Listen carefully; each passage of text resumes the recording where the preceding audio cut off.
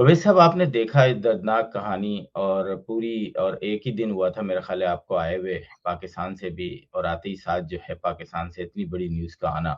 और उसके बाद मुख्तलिफ सोशल मीडिया पर यूजली ऐसी खबरों को जो है हमने देखा कि सोशल मीडिया पे मुख्तलिफ जो ट्विटर हैं या यूट्यूब हैं इनको डिलीट कर देते हैं या फिर ब्लर कर देते हैं। लेकिन एक और चीज़ भी देखी कि कहीं पे हमें कोई ऐसी चीज़ नज़र नहीं आई। शुरू में थोड़ा-सा हुआ लेकिन उसके बाद और इतनी फैली वो कि आप ट्विटर पे किसी भी जगह जाएँ, आपको हर तीसरी वीडियो के बाद चौथी वीडियो यही नज़र आती थी। पाकिस्तान का इमेज आज कहाँ पर है? जी। देखें, सबसे पहले तो जो आपने आज के विजुअल्स का ज़िक्र किया, जो डेड बॉडी श्रीलंका पहुंची, जो तदफीन हुई, मेरा ख्याल है उसमें से जो विजुअल स्टैंड आउट करता है वो उनकी प्रियंका कुमारा की वालदा का है कि वो किस दर्दनाक तरीके से वो रो रही हैं और बैन कर रही हैं उनकी डेड बॉडी पर, उनके कॉफन पर, क्योंकि जिस हालत में उनकी डेड बॉडी पहुंची वापस, मेरा नहीं ख्याल कि वो कॉफिन को खोलने की भी किसी ने इजाजत दी होगी, क्योंकि जाहिर है वहां पर तो अब शायद मस्ख शुदा लाश या राख ही बची होगी। तो आप ये सोचें, हम सब लोग अगर अपने आप को उस जगह पे रख के देखें जो मुल्क से बाहर काम करते हैं, और हमारे वालदैन जो हैं वो बहुत सारे लोगों के मुंतजर रहते हैं अपने अपने मुल्कों में कि हम कब छुट्टी पर आएंगे, कब वापस आएंगे, कब वो हमें देख सकेंगे। और अगर वो शख्स जिंदा वापस आने की बजाय इस हालत में पहुंचे कि ना सिर्फ उसकी मौत वाक़ई हो जाए, बल्कि इतने पुरतशद्दुद हालात में मौत वाक़ई हो, इतनी तकलीफ दे सूरत हाल में हो, तो उनकी क्या कैफियत होगी। और आज मैं देख रहा था उनके भाई ने जो एक गुफ्तगू की है मीडिया से, उसमें उन्होंने कहा कि आप तो किसी जानवर को भी इतने बुरे तरीके से नहीं मार सकते, उसको मारने से पहले भी आप कई बार सोचते हैं, तो खुदा ये कि एक इंसान की जान आपने इस तरह से ले ली। और ये बिल्कुल सही है। और आप अगर रेशो देखें तो वो जो सैकड़ों का मजमा था, उसमें सिर्फ एक आदमी मलिक अदनान था जिसको ये ख्याल था कि इसकी जान बचानी चाहिए। बाकी सब जो है वो उतरे हुए थे इस बात पर कि हमें जो है वो इससे बदला लेना है और इसकी जान लेनी है। अब उसमें लोगों की जो वजूहात हैं वो मुख्तलिफ हो सकती हैं, जैसे अभी तक तहकीकात में सामने आ रहा है कि लोगों को गुस्सा था कि वो डिसिप्लिन क्यों बरकरार रखता था, वो लोगों से काम क्यों लेता था, उनको जो हार्ड वर्क है और जो औकात है उनकी, उनको ऑब्जर्व करने के बारे में तलकीन क्यों करता था। कुछ लोग जो वहां से फैक्ट्री से फारिग किए गए थे उसके बारे में भी उनके दोस्तों को बहुत गुस्सा था। और हमने इस किस्म के वाकयात में यही देखा है कि जरा सा बहाना बनाकर, तौहीन रिसालत की आड़ लेकर किसी और बात का गुस्सा निकालने की कोशिश की जाती है, जो कि यहाँ भी हुआ। अब उसके बाद जो है वो आपने क्योंकि अपने इंट्रो में रिएक्शन की बात की थी, तो मेरा ख्याल है कि ये रिएक्शन जो है वो उसकी बात करना बहुत ज़रूरी है, क्योंकि उसमें बहुत से ऐसे पहलू हैं जिनको शायद इस वक्त नज़रअंदाज किया जा रहा है। पहली बात तो ये है कि हुकूमत इस बात का बड़ा क्रेडिट ले रही है कि जी देखें, हमने जो है वो बड़ा अच्छा रिस्पॉन्स दिया, और वज़ीर-ए-आज़म साहब ने तकरीर भी की और उन्होंने ये कहा कि हम किसी को ये इजाज़त नहीं देंगे कि वो इस्लाम को इस तरह से इस्तेमाल करे। लेकिन वो कहते हुए ये भूल गए कि अभी चंद दिन पहले उन्होंने तहरीक-ए-लब्बैक के साथ एक मुआहिदा किया है, और उस मुआहिदे की तफसीलात जो है उन्होंने किसी के साथ अभी तक शेयर नहीं की। वो एक खुफिया मुआहिदा है। उस मुआहिदे के तहत उन्होंने तहरीक-ए-लब्बैक के जितने गिरफ्तार कारकुन थे उन सबको रिहा किया है, समेत साद रिजवी के। और अभी हालिया वाकयात में जिन पुलिस वालों की जानें गईं, उनका रियासत ने कोई पैरवी नहीं की, उनकी जानें एक तरह से जो है वो बिल्कुल ज़ाया हो गई, उनका खून ज़ाया हो गया। अच्छा, फिर ये कि उसके बाद जो सेनेटर एजाज चौधरी हैं तहरीक इंसाफ के, वो साद रिजवी के पास गए और उनको फूलों का गुलदस्ता पेश किया। वही साद रिजवी साहब, वही एजाज चौधरी साहब जो है वो प्रियंका कुमारा का जो रेफरेंस हुआ है उसमें भी पहुंच गए, और उनके उसकी तस्वीर पर भी उन्होंने जो है वो एक फूलों की चादर चढ़ाई। यानी आप एक तरफ तो इस किस्म के सेंटिमेंट को एक्सप्लॉइट करने वालों के साथ खड़े हुए हैं, उन्हें खुश करने की कोशिश कर रहे हैं, और दूसरी तरफ आप इस मौके से भी फायदा उठा रहे हैं। फिर ये کہ وزیر اعظم صاحب نے سری لنکا کے جو وزیر اعظم ہیں ان کو تو فون کیا اور یقین دہانی کرائی، لیکن بطور ایک سربراہ مملکت کے سربراہ حکومت کے ان کی یہ ذمہ داری تھی، میں سمجھتا ہوں، کہ وہ خود فون کرتے پریانکا کمارا کے خاندان کو، ان سے گفتگو کرتے، ان سے تعزیت کرتے، ان کو یقین دہانی کراتے، لیکن انہوں نے یہ نہیں کیا۔ بلکہ اگر آپ دیکھیں تو حکومتی جو وزراء ہیں، جو زعماء ہیں، وہ بار بار اس کو موڑ دینے کی کوشش کر رہے ہیں کہ دیکھیں ہم کتنے اچھے ہیں اور ہمارا رسپانس کتنا اچھا ہے، اور فوراً انہوں نے ایک تقریب ارینج کر لی اور اس میں میڈل دے دیا تاکہ وہ اپنی جو ہے وہ ڈھول پیٹ سکے۔ تو میں سمجھتا ہوں کہ یہ تقریب بھی جو ہے کچھ انتظار کر سکتی تھی، آپ ضرور میڈل دیتے، لیکن اس کا جو اس ایونٹ کا جو فیل ہے وہ اتنا فیسٹیو نہیں ہونا چاہیے تھا، سومبر ہونا چاہیے تھا، اور کچھ دن انتظار کیا جا سکتا تھا اس پہ۔ سو یہ میرا خیال ہے کہ ایک ریفلیکشن کا ٹائم ہے ہمارے لیے بطور ایک قوم کے بھی، کہ یہ جو سینٹیمنٹ یہاں تک پہنچ گیا ہے، اور اب ہم نے نہ صرف اپنے لوگ بلکہ غیر ملکیوں کو بھی نشانہ بنانا شروع کر دیا، یہ اس سے آگے کہاں جائے گا؟ جب ہم دنیا کو یہ بتانے کی کوشش کرتے ہیں کہ ہم غیر ملکیوں کے لیے بہت محفوظ ہیں، اور جو ہے ہمیں یہاں پہ ٹورزم کو بڑھانا چاہیے اور لوگوں کو سرمایہ کاری کے لیے آنا چاہیے، تو اس قسم کے واقعات جو ہے وہ ہمارے امیج پر کوئی اچھا تاثر نہیں چھوڑتے۔ اور دوسری طرف حکومت کو بھی یہ سوچنا چاہیے کہ وہ جب تک اس قسم کے ایلیمنٹس کو خوش کرنے کے لیے ان کے ساتھ معاہدے کرتے رہیں گے، کوئی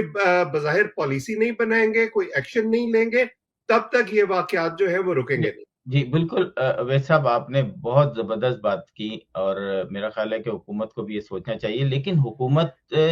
ہم نے دیکھا کہ کے پی کے وزیر اعلیٰ صاحب نے عجیب منطق کی بات کی، وہ آپ نے بھی سنا ہوگا کلپ، آپ پرویز ناظرین خٹک نے کی بھی بات سنا کر رہے ہوگا ہیں۔ کہ موسٹ ایون واٹس ایپ پہ بھی لکھا ہوا آ رہا ہوتا تھا کہ موسٹ فارورڈ کلپ اس طرح کا۔ تو آپ مطلب اتنی بڑی بڑی پوزیشن پہ رہ کے اف بٹ دین جب لگا دیتے ہیں ایسی نیوز پر، تو دنیا میں کیا آپ کو لگتا نہیں ہے کہ اس کے اوپر کوئی میسج جاتا ہوگا کہ جب آپ باتیں صحیح کرتے ہیں اور اس کے بعد کہتے ہیں اگر یہ نہیں لیکن بٹ دیکھیں اگر یہ نہیں ہوتا، تو اس پہ آپ کیا کہیں گے کہ یہ جو ہماری لیکن اور بٹ ہیں، یہ لگانے کے بعد تو نیوز کا پورا جو آپ نے ایک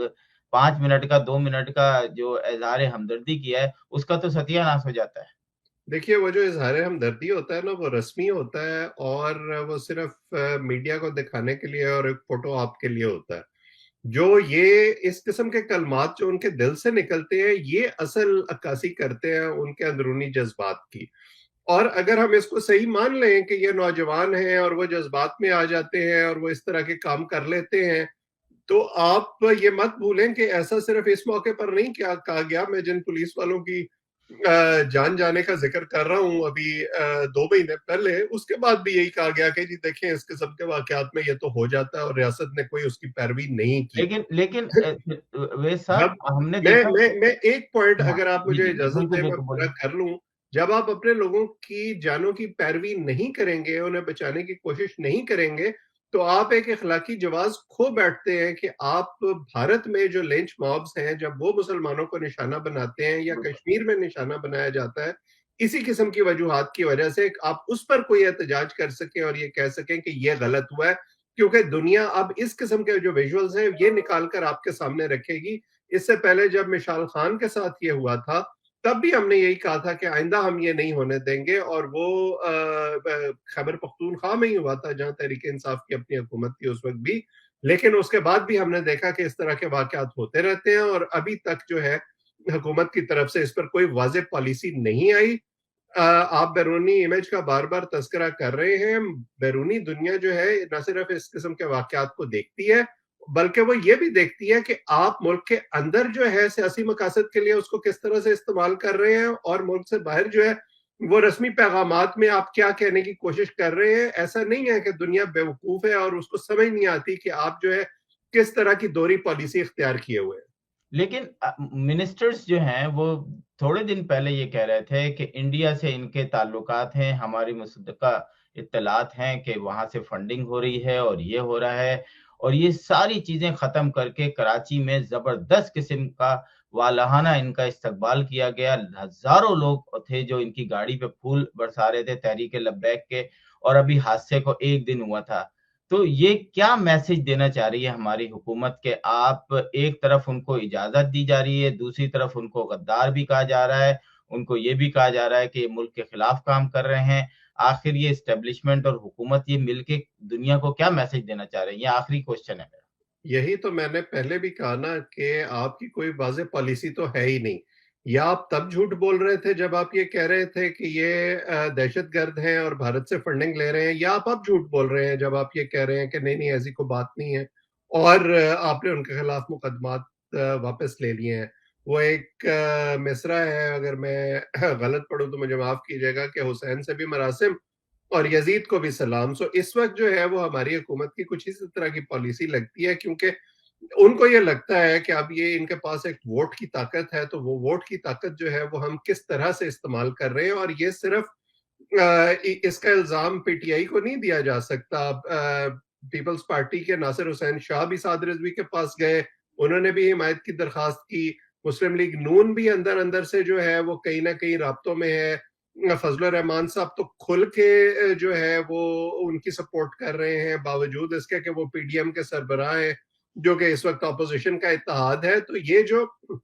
इल्जाम है इस किस्म की कुव्वतों को हवा देने का, ये हमारी तमाम सियासी जमातों को जाता है। और एस्टैब्लिशमेंट की आपने बात की, एस्टैब्लिशमेंट भी इस इल्जाम से मुबर्रा नहीं हो सकती, क्योंकि इन ग्रुपों को खड़ा करने का, इन्हें ताकतवर करने का और इन्हें यहां तक पहुंचाने का जहां अब ये रियासत को चैलेंज कर रहे हैं, सबसे बड़ा सेहरा उन्हीं के सर जाता है।